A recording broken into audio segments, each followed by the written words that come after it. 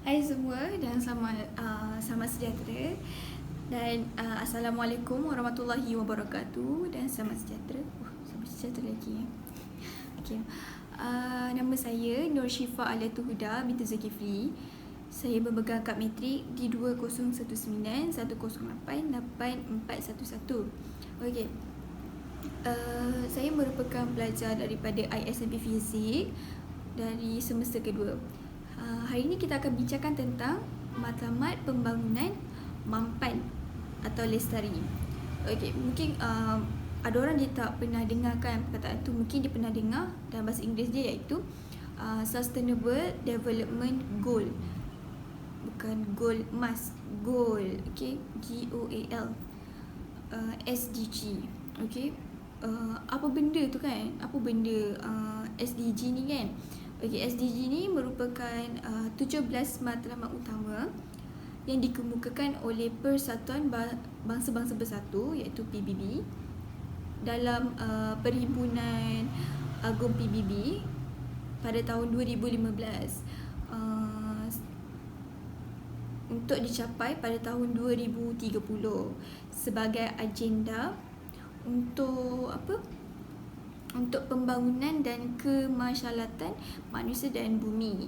Okey, matlamat ini sebenarnya adalah kesinambungan daripada matlamat sebelum ni, iaitu matlamat pembangunan milenium yang telah berakhir pada tahun 2015.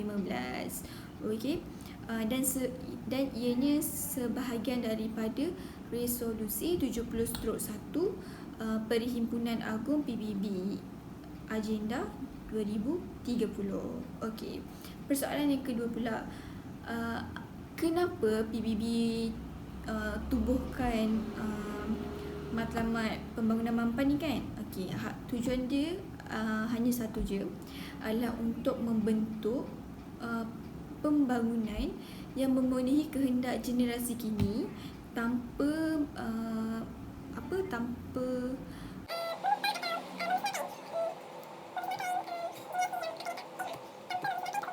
keupayaan, memusnahkan keupayaan generasi yang akan datang untuk keperluan kita sendirilah.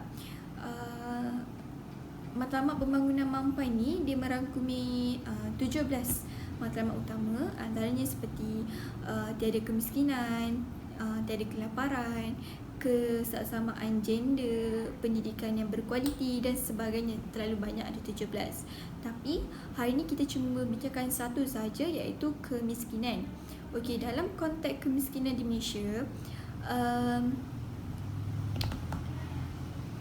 kemiskinan ni boleh ditafsirkan sebagai kewangan atau pendapatan. Okey. Kemiskinan ni dia terbahagi kepada dua bahagian. Yang pertama iaitu kemiskinan mutlak dan yang kedua adalah kemiskinan relatif. Okey, kemiskinan mutlak ni adalah keadaan di mana seseorang itu tidak mampu untuk memenuhi keperluan asas mereka yang paling minima.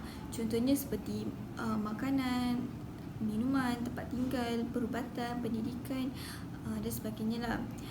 Kemiskinan mutlak ni juga boleh diukur dengan satu sistem tu lah yang dipanggil seperti PJK, iaitu pendapatan garis kemiskinan. Di Malaysia juga purata PJK untuk Malaysia 2,208 kalau tak silap saya lah. Okay, dan setiap negeri juga berbeza lah. Contoh macam negeri Johor 2,505, kalau negeri Sembilan tu dia 2,077.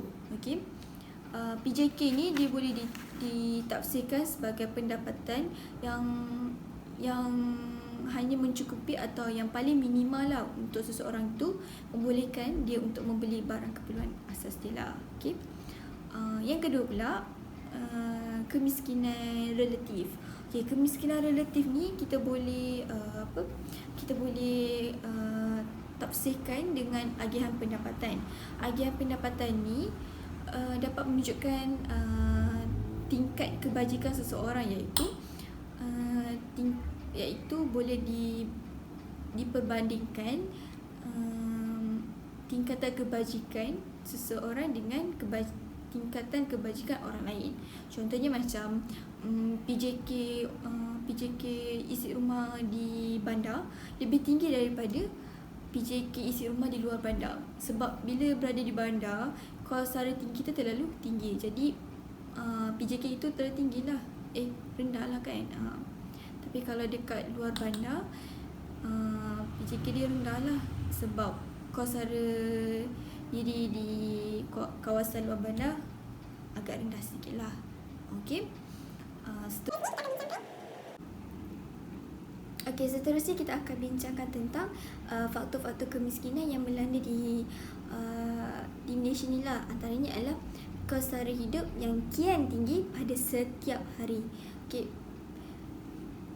Bayangkanlah pendapatan kita dah sikit, lepas tu dengan berbanding hidup dengan kos taraf hidup yang tinggi ni boleh menyebabkan kita kemiskinan. Contohnya macam contohlah gaji kita tak sampai pun 2,000 lebih, tapi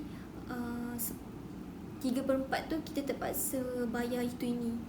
Macam sewa rumah lah, makan minum kita lah, bayar duit minyak, nak hari-hari pergi kerja, lepas tu apa, duit kereta lagi.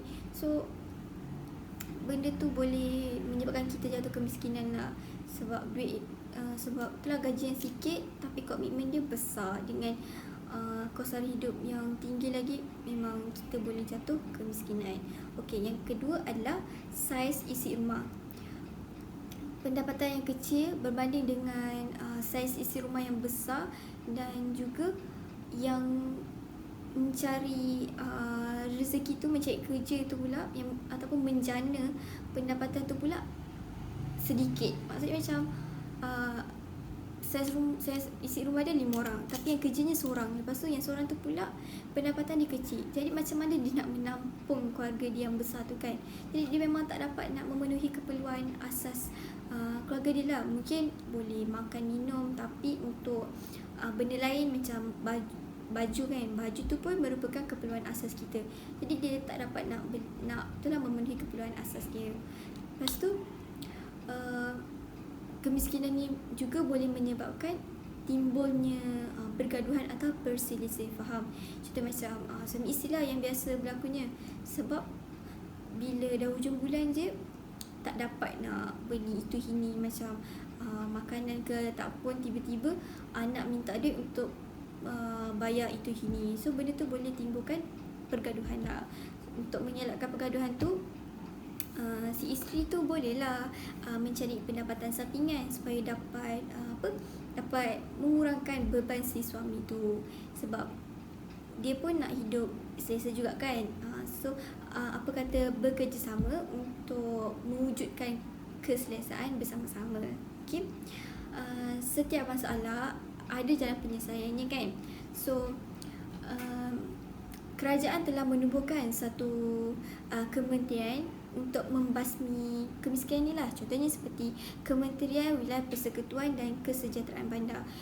Kementerian ini ditubuhkan untuk menyediakan satu plan tindakan komprehensif dan melaksanakan program yang bersesuaian untuk menangani kemiskinan di bandar. Antara bantuan PKB ni contohnya macam bantuan rumah sewa, hanya perlu bayar sebanyak RM124 sebulan. Ianya cukup memadai lah untuk sesetengah individu yang kurang berkemampuan, tapi masih dapat untuk hidup dalam keadaan yang selesa, walaupun rumah tu tak besar tapi dapat hidup dengan selesa kan. Selain itu juga bantuan pelajar yang golongan miskin supaya untuk sambung belajar dan sebagainya, dan banyak lagi lah. Okay.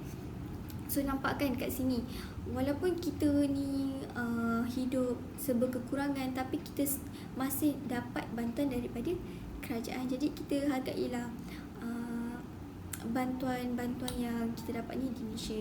Hargailah mereka-mereka ni yang membantu, yang sudi membantu kita. Okay. So itu sahaja daripada saya. Sekian, terima kasih.